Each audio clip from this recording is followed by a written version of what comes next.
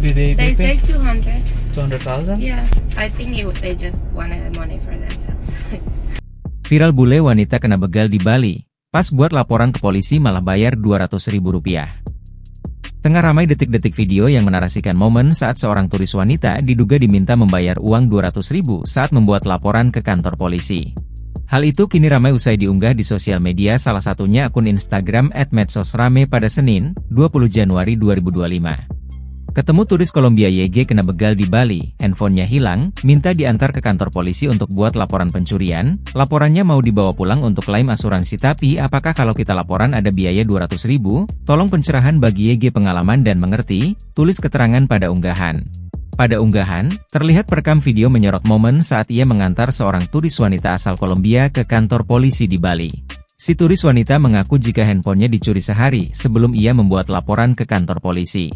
Diceritakannya, jika saat itu ia sedang berkendara menggunakan motor di jalan sembari menggunakan HP-nya di tangan. Si turis yang menjadi penumpang itu tak sadar jika ia sedang menjadi sasaran kejahatan di jalan. Kemudian datanglah si pelaku pembegalan yang sontak merampas HP-nya dari genggaman dan segera kabur. Korban menuturkan jika ia sudah 4 kali liburan ke Bali dan baru kali ini mengalami tindak kejahatan.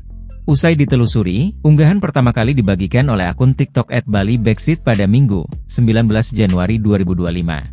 Video yang berdurasi 1 menit 48 detik ini pun kini ramai ditanggapi oleh warganet. Did They say pay 200. 200,000? Yeah, I think they just wanted the money for themselves. Download Tribun X sekarang, menghadirkan lokal menjadi Indonesia.